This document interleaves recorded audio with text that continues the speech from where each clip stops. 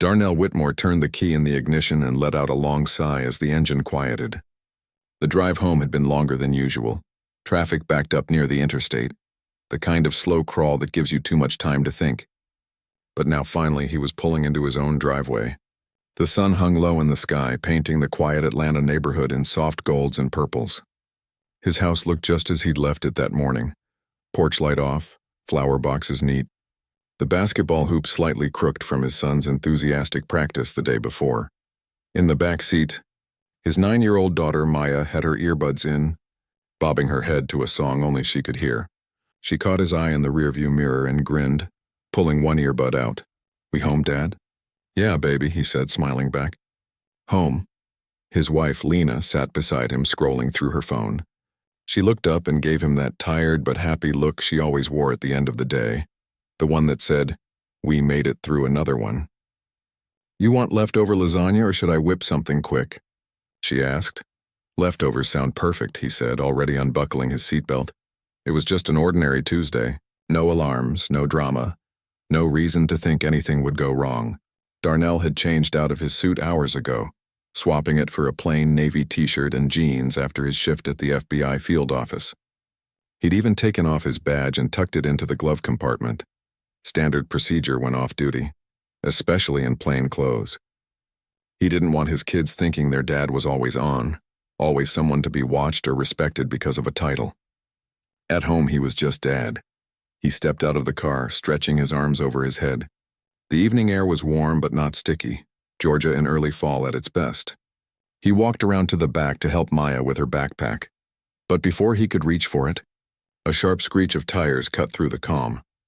3 patrol cars came barreling down the street, brakes squealing as they skidded to a stop behind his sedan.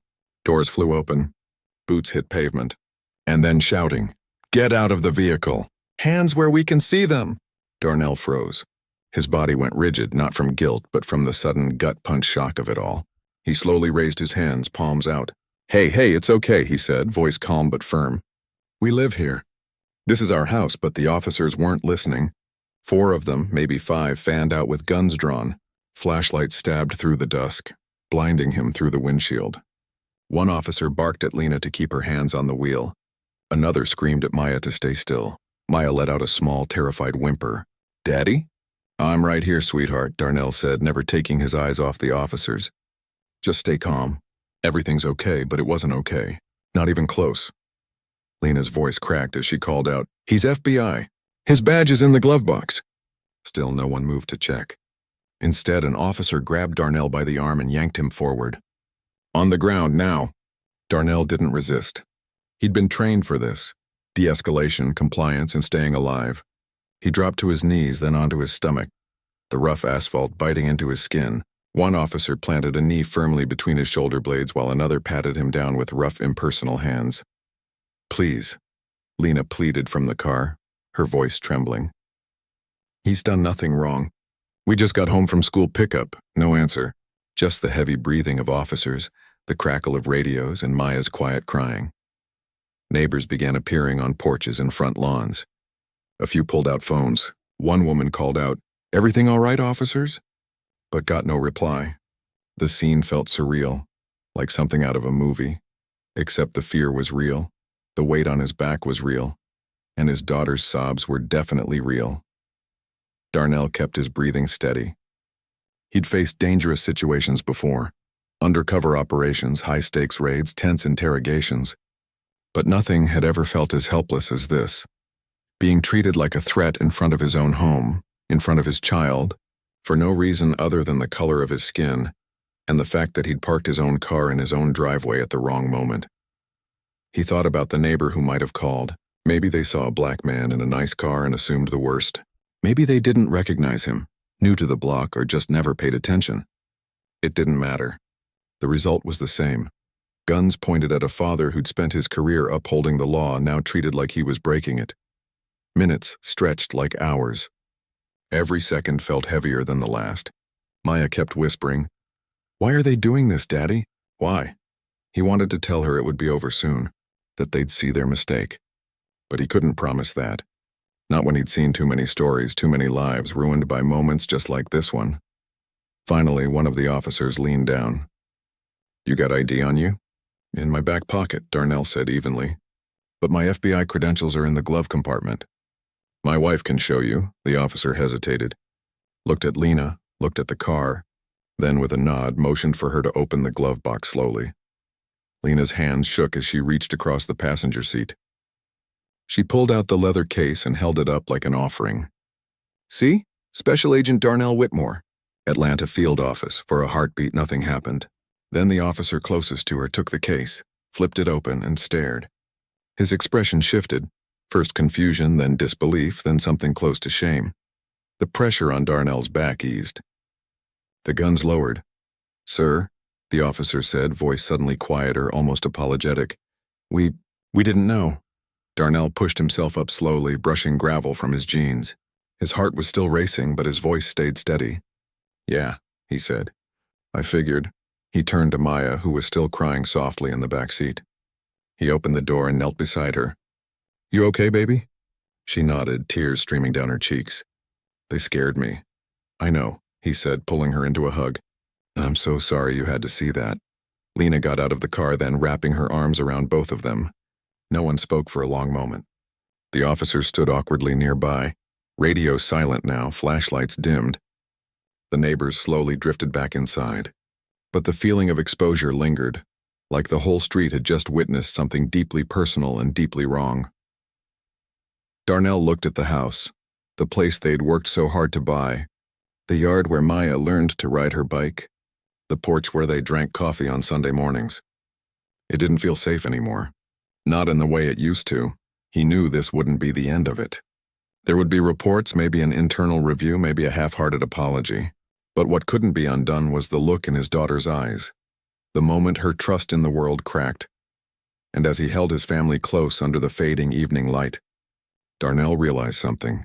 No badge, no title. No job could protect them from this kind of fear. Not completely, but he could try. For Maya, for Lena, for every family who never got the chance to show their badge in time. He just didn't know how yet. The night air felt heavier than usual, thick with something Darnell couldn't quite name. Shame, maybe, or betrayal. Not his own, but the kind that settles in your bones when the people sworn to protect you treat you like a threat just for existing. He stood in the driveway long after the patrol cars had pulled away, their red and blue lights fading into the distance like ghosts.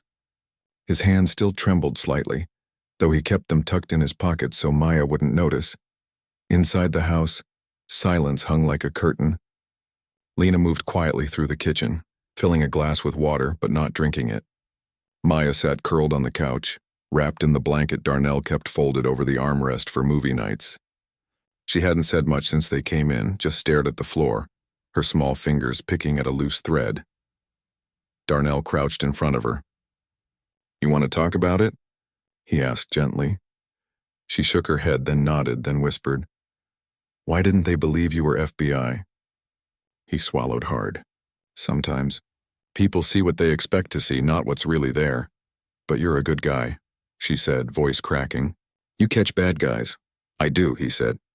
But tonight they didn't see that. They just saw a black man getting out of a car. Maya frowned, too young to fully grasp the weight of those words, but old enough to feel their sting. She leaned into him and he held her tight, breathing in the familiar scent of her shampoo, coconut and something sweet. He wanted to promise her it would never happen again, but he couldn't. Not honestly. Upstairs, Lena stood by the bedroom window, arms crossed. She watched the street below, half expecting another squad car to roll by. Her mind replayed every second. The shouting, the guns, the way Darnell had been thrown to the ground like he was nothing. She'd seen his composure, his calm, but she also knew him well enough to recognize the quiet fury simmering underneath. He'd been trained to stay level-headed in chaos, but this wasn't chaos. This was personal.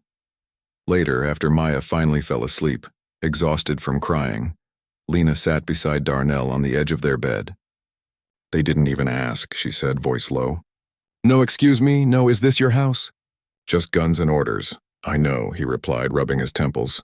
"I kept thinking, what if I hadn't changed out of my suit? What if I'd still had my badge clipped to my belt? Would that have made a difference?" "Maybe," she said. "Or maybe they'd still assume it was fake. You know how it is." He did. In his years with the Bureau, he'd worked alongside local law enforcement on joint operations. He respected many of them, good people trying to do a hard job.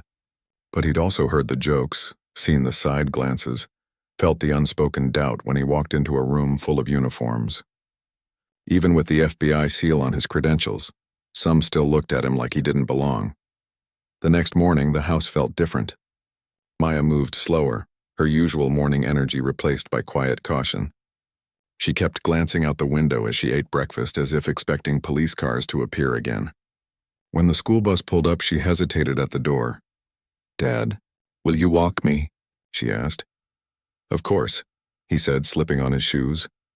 As they walked down the sidewalk, neighbors greeted them with careful smiles. Some looked away. Others offered awkward nods. No one mentioned what happened. But Darnell could feel it, the shift in the air, the unspoken tension. This was the kind of neighborhood where people prided themselves on being friendly and safe. Last night had cracked that illusion, at least for them. At the bus stop, Maya clung to his hand. "Will you be home when I get back?" "Always," he said, but even as he said it, he wondered. Home was supposed to be sanctuary. Now it felt like a place where you could be ambushed just for pulling into your own driveway. Back at the office, Darnell tried to focus. He sat at his desk reviewing case files, but his mind kept drifting. Every time his phone buzzed, he tensed. Was it internal affairs? The local precinct? A reporter? Nothing came. Just routine emails and meeting reminders. The system kept turning as if nothing had happened. At lunch, one of his colleagues, a white agent named Greg, leaned over his cubicle wall. "Heard about last night," he said quietly. "Man, that's messed up." Darnell nodded but didn't say much. He appreciated the sympathy, but it felt distant, like Greg was commenting on a news story rather than something that had happened to a friend. "Yeah," he said simply. "It was." Later, during a briefing, Darnell caught himself scanning the room, not for threats but for judgment. Did anyone here think he'd somehow provoked it? That he'd been too casual or not assertive enough? He knew better than to believe that, but the doubt crept in anyway. That was the insidious part. Even when you knew you'd done nothing wrong, the world's suspicion could still make you question yourself. That evening, Lena found a note slipped under their front door. It was from the neighbor across the street, a woman they'd exchanged holiday cookies with for years. "So sorry about what happened," it read. "I didn't call the police. Hope you know that." Darnell read it twice. He believed her, but it didn't change the fact that someone had. Someone had seen him, a black man in a late-model sedan, and decided he didn't belong. That assumption had been enough to bring armed officers to his home, to terrify his child, to shake the foundation of their daily life. He thought about all the times he'd worn his uniform proudly, believing in the system, trusting that if he played by the rules, he'd be treated fairly. Now he wasn't so sure. The badge gave him authority in federal buildings and courtrooms, but it didn't shield him from the everyday reality so many others faced without any protection at all. That night, as he tucked Maya in, she looked up at him with wide eyes. "Dad, are we safe here?" He wanted to say yes. He wanted to give her the certainty every child deserves. But instead, he sat on the edge of her bed and said the truth softly. "We're going to make sure we are." And in that moment, he made a quiet promise, not just to her, but to himself. He wouldn't let this break them. He wouldn't let fear win, but he also wouldn't pretend it didn't happen. Because pretending meant it could happen again. To him, to someone else, to a family with no badge to pull out at the last second. The weight of that truth settled over him like a second skin. Heavy but real. And maybe, just maybe, something he could use to make things better. Not just for his own family, but for others who wouldn't get the chance to say, "I'm FBI," and watch the guns lower. The morning after the incident, Darnell woke before sunrise. Not because of an alarm, but because his body wouldn't stay still. His mind kept circling back to the moment the officer's knee pressed into his spine, the cold metal of the flashlight beam in his eyes, the sound of his daughter's voice breaking as she called for him. He slipped out of bed quietly, careful not to wake Lena, and walked downstairs in bare feet. The house was dark, quiet, the kind of stillness that feels fragile, like one wrong sound could shatter it. He made coffee, the familiar ritual grounding him. As the pot dripped, he stood at the kitchen window and looked out at the driveway. That patch of asphalt where he'd been forced to the ground now looked ordinary. Just concrete, just a place to park. But it didn't feel ordinary anymore. It felt like a line had been crossed there, one that couldn't be uncrossed. By the time Maya came down for breakfast, Darnell had showered and dressed in clean clothes, as if putting on a fresh layer might help him shed the residue of shame and anger. She was quieter than usual, her usual chatter replaced by cautious glances toward the front window. When the school bus horn beeped down the street, she flinched. "It's just the bus, baby," Darnell said gently, kneeling to tie her shoe. "Same as always." She nodded but didn't smile. After walking her to the stop, he returned home and sat at the kitchen table with his phone. He scrolled through his contacts, finger hovering over the number for the FBI's Office of Professional Responsibility. He wasn't calling to complain about local police, that wasn't his jurisdiction. But he needed to file something. A record, a paper trail, because if he didn't, it would be like it never happened. And he couldn't let that happen, not for himself and certainly not for Maya. He dialed. The agent who took his call was calm, professional. Took notes. Asked for details, time, location, officer descriptions, badge numbers if he had them. Darnell didn't. He hadn't been able to read them through the glare and fear. But he gave everything he could. The make of the patrol cars, the radio codes he'd overheard, the fact that no body cameras appeared to be active. "Thank you for reporting this, sir," the agent said at the end. "We'll forward this to the appropriate local oversight body and keep it on file internally." Darnell hung up feeling neither relieved nor satisfied. Just seen. A little. Later that afternoon, a different kind of knock came at the door. Not urgent, not aggressive, but hesitant. He opened it to find one of the officers from the night before, standing alone, hat in hand. The man looked younger up close, maybe early 30s, with tired eyes and a stiff posture. "Sir," he began, voice low, I wanted to apologize in person." Darnell didn't invite him in. He stood in the doorway, arms crossed. "You pointed a gun at my daughter," he said evenly. "You threw me to the ground in front of my own house, and you didn't ask a single question before doing it." The officer swallowed. "I know, and I'm sorry. We got a call about a suspicious vehicle. Someone said it was circling the block. When we saw you pull in, we assumed." "Assumed what?" Darnell asked. "That I was stealing my own car?" The officer looked down. "I don't have an excuse, but I want you to know I've reported this to my sergeant. We're supposed to verify before escalating like that." "We didn't." Darnell studied him. He believed the apology was real, but real didn't undo the damage. "My daughter hasn't slept through the night since," he said.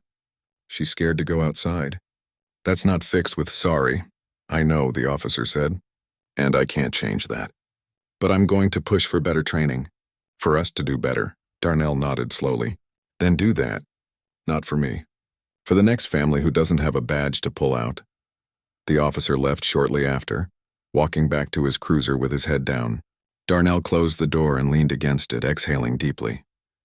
He didn't feel vindicated, but he did feel something shift, a tiny crack in the wall of silence that usually followed moments like this. That evening, Lena came home with takeout and a determined look in her eyes. "I spoke to Mrs. Ellis down the street," she said, unpacking containers of fried chicken and collard greens. "She said she saw the whole thing from her porch. She's willing to give a statement." Darnell raised his eyebrows. "She is?" "Yeah, she said it made her sick to watch. And she's been here 20 years, knows everyone. If she says we belong here, that carries weight." For the first time in 2 days, Darnell felt a flicker of hope. Not that the system would magically fix itself, but that people were paying attention, that neighbors weren't looking away. Over dinner, Maya asked, "Did the police say they were sorry?" Darnell exchanged a glance with Lena. "One of them did," he said carefully. "In person. Did you forgive him?" she asked, chewing slowly. "I don't know yet," he admitted, "but I told him to make sure it doesn't happen to someone else." Maya thought about that for a moment. Then quietly, "I wish they'd said sorry to me too." Lena reached over and squeezed her hand. "They should have." Later, after bedtime, Darnell sat on the back porch with a notebook. He wasn't writing a report this time. He was writing a letter to the local police chief, to the city council, to the community watch group. Not angry, not accusatory, just honest. He described what happened, how it felt, and what he hoped would change. mandatory de-escalation training, clearer protocols for suspicious person calls, accountability when things go wrong. He didn't expect a miracle, but he refused to let this be just another story that fades into the background. A few days later, he got a call from the precinct. Not an apology, but an invitation to speak at an upcoming community police forum. They wanted his perspective as both a federal agent and a resident. He almost said no. The idea of standing in front of a room full of uniforms made his stomach tighten. But then he thought of Maya's question. Are we safe here? Maybe safety didn't just come from locks and alarms. Maybe it came from truth, from being heard, from making sure the people with power understood the weight of their actions. So he said yes. The night before the forum, he sat with Maya at the kitchen table, helping her with her homework. She was drawing a picture for school, a family under a big tree with a house in the background and a police car parked far away, almost at the edge of the page. Why's the police car so small? He asked. She shrugged. Because it's not part of our family. He looked at the drawing for a long time. Then he kissed the top of her head. Good, he said softly. It shouldn't be. The next morning he put on a clean shirt, not a suit, something in between. Not FBI, not civilian, just a man who loved his family and wanted to protect them in every way he could. And when he walked into that community center, he didn't carry his badge. He carried his story, because sometimes that's the only thing that makes people finally stop, listen, and see you for who you really are. The letter arrived 3 weeks later, tucked between a utility bill and a coupon for pizza. It was printed on official department letterhead, crisp and formal, the kind of paper that feels important just by touch. Darnell opened it at the kitchen table while Maya finished her cereal, and Lena scrolled through her phone, pretending not to watch him too closely. He read it once. Then again. Then folded it slowly and set it down. Well, Lena asked. They apologize, he said, voice flat. Say the officers involved have been counseled and that procedures are being reviewed. No names. No specifics. No mention of body cam footage because, of course, there wasn't any. Lena exhaled through her nose. So nothing changes. Not for them, he said. But maybe for us. He didn't throw the letter away. He filed it. Not because he believed it meant justice, but because it was proof. Proof that they'd been seen even if only for a moment. Proof that the story hadn't vanished into silence. But the real weight wasn't in paperwork. It was in the quiet moments that followed. Like when Maya flinched at the sound of a siren even blocks away, or when she asked out of nowhere one afternoon, Dad, do all police hate us? He'd knelt in front of her, hands on her shoulders. No, baby, not all. But some don't see us the way they should. And that's not your fault, ever. She nodded. But the worry stayed in her eyes. Lena started noticing things too. The way Darnell checked the locks twice now. The way he paused before opening the front door if someone knocked unexpectedly. He didn't talk about it, but she knew. The incident hadn't just shaken their sense of safety. It had rewired their instincts. One Saturday morning, while cleaning out the garage, Lena found the old basketball under a tarp. Remember when you taught her to shoot free throws out here? She asked, tossing it gently to Darnell. He caught it, fingers tracing the worn grooves. Yeah, she missed every shot for a week. Then one day, swish. Like she'd been doing it forever. She hasn't touched it since that night, Lena said softly. Darnell looked toward the driveway, the same spot where he'd been pinned down. The hoop still hung crooked from Maya's last practice. He walked over, bounced the ball once, then took a shot. It clanged off the rim. Not my day either, he muttered. But instead of walking away, he picked up the ball and dribbled it slowly. Then he called out, Maya, you want to shoot some hoops? She appeared in the doorway, hesitant. Now? Yeah, just you and me. Like before. She stepped onto the driveway, barefoot, arms crossed. But when he passed her the ball, she caught it. And after a long pause, she took a shot. It missed. But she tried again. And again, by the 5th try, she made it. A perfect arc, nothing but net. She looked at him, eyes wide. Did you see that? I saw it, he said, smiling for the first time in weeks. Told you you'd get it back. That small victory didn't fix everything, but it was a start. Meanwhile, Darnell kept his word about speaking up. He attended the community forum not as an FBI agent, but as a father who lived on Elmwood Drive. He didn't shout, didn't accuse, just told what happened, calmly, clearly. He described the fear in his daughter's voice, the confusion, the way his wife's hands shook for hours afterward. He talked about how even someone with credentials with years of service could be reduced to a threat in seconds, if the only thing people saw was his skin. Afterward, a few officers approached him. Some thanked him. Others looked uncomfortable. One older sergeant pulled him aside. "We're rolling out new training next month," he said quietly. "De-escalation, implicit bias, community engagement. Your story. It's going in the curriculum." Darnell didn't know if it was true or just something people say to make you feel heard, but he chose to believe it, for now. At work, things shifted too. Colleagues who used to just nod in the hallway now stopped to ask how he was doing. One younger agent, a black woman who'd joined the bureau the year before, pulled him aside after a meeting. "I saw your name in the internal memo," she said. "Thank you for speaking up. It makes it easier for the rest of us to breathe."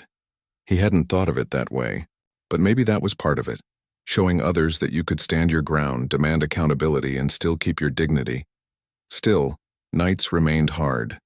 More than once, Darnell woke to the sound of his own heartbeat, convinced he heard tires screeching outside. He'd get up, check the windows, make sure the doors were locked. Not because he thought it would happen again, but because the fear had carved a space inside him and it wasn't leaving quietly. Lena started a journal. Not for anyone else to read, just for her. She wrote about the anger, the helplessness, the way she kept replaying what she could have done differently. "If I'd yelled louder," she wrote one night. "If I'd stepped out of the car. If I'd filmed it." But then she added, "None of that should have been necessary. We were home." One evening, Maya came downstairs holding a stack of papers. "I wrote something," she said shyly. Darnell and Lena sat at the table as she read aloud. It was a letter, addressed to the police who came to my house. In simple, honest words, she described how scared she'd been, how she didn't understand why her dad was treated like a bad guy. She ended with, "Please don't do this to other kids. Their dads might not have a badge." Lena wiped her eyes.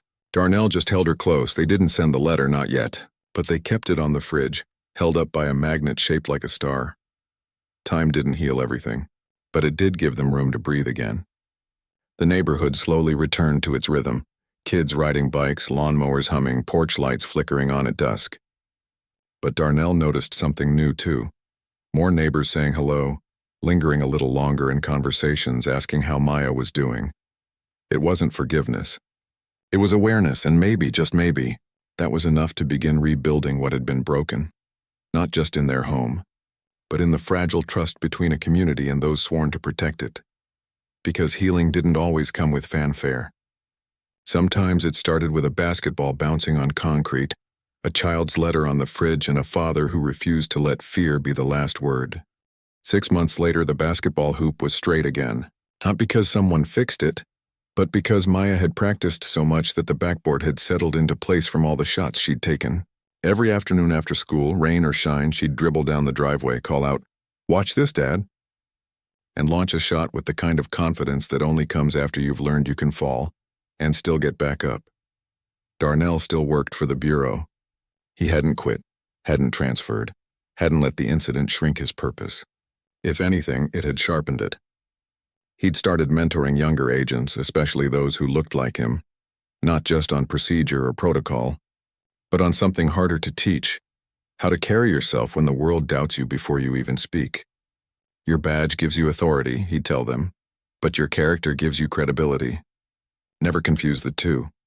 He also began volunteering with a local youth program, not as Special Agent so-and-so, but just as a man who believed kids deserved to see people who looked like them in positions of trust. He didn't talk about the night in the driveway unless asked. But when he did, he always ended the same way. "What happened to me was wrong, but what matters more is what we do after."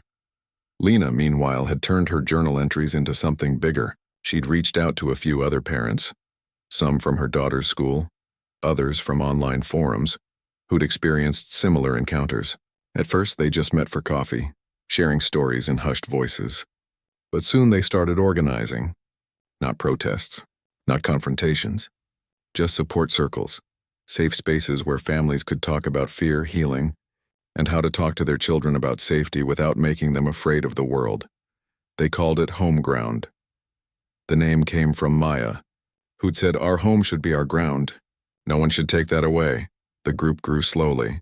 A retired teacher joined, then a nurse, then a city bus driver who'd been pulled over 6 times in 1 year for routine checks. They shared resources, lawyers who offered free consultations, therapists who specialized in trauma from law enforcement encounters, even tips on how to document interactions calmly and safely. It wasn't about anger. It was about armor. The kind you build when the system doesn't protect you equally. One evening, Darnell came home to find Maya at the kitchen table with a stack of envelopes. "What's all this?" he asked, dropping his keys in the bowl by the door. "I'm sending my letter," she said, not looking up, "to the mayor, the police chief, and the school board. Mrs. Rivera helped me find the addresses." He sat down beside her. "You sure?" She nodded. "I don't want another kid to feel like I did." He didn't stop her, didn't suggest edits or soften her words. He just watched as she carefully sealed each envelope, her handwriting neat and determined. When she was done, she looked at him. "Do you think they'll read it?" "Some will," he said. "And the ones who do? They'll remember it." A few weeks later, a city council member reached out, not with a grand promise, but with an invitation. Would Maya be willing to speak at a youth civic engagement night? Just 5 minutes. Just her truth. She said yes. The night of the event, Darnell and Lena sat in the front row, hearts pounding harder than hers. When Maya walked to the mic, small, steady, wearing her favorite yellow sweater, she didn't tremble. She spoke clearly, about fear, about fairness, about how her dad taught her that justice shouldn't depend on what someone carries in their pocket. Afterward, people lined up to thank her. Not with pity, but with respect. One officer, a woman with kind eyes and a quiet voice, knelt to Maya's level and said, "I'm going to share your words with my team. Thank you for trusting us with them." Maya just nodded. "You're welcome." Back at home, Darnell stood on the porch long after everyone had gone to bed. The neighborhood was quiet. Crickets sang. A streetlight flickered down the block. It was just an ordinary night. No sirens, no shouting, no flashlights cutting through the dark. And for the first time in a long time, that ordinary felt like a gift. He thought about all the families who never got a reversal, no badge to pull out, no title to change the story. Their pain didn't make headlines. Their children didn't get apologies. And that truth sat heavy in his chest. But instead of letting it crush him, he let it guide him. He'd started working with a nonprofit that trained community liaisons, people who could bridge the gap between law enforcement and neighborhoods often overlooked or over-policed. He didn't do it for recognition. He did it because someone had to show up, not as a symbol, but as a neighbor. Lena's group, Homeground, had grown enough to rent a small room at the community center once a week. They hosted workshops now, on knowing your rights, on talking to kids about race and safety, on healing without hiding. Attendance wasn't huge, but it was steady, and every person who walked in carried their own story, their own quiet hope that things could be different. Maya, for her part, had started a pen pal project with kids in other cities who'd experienced similar things. They wrote about their fears, their dreams, their favorite foods, their pets, not to dwell in pain, but to remind each other, you're not alone.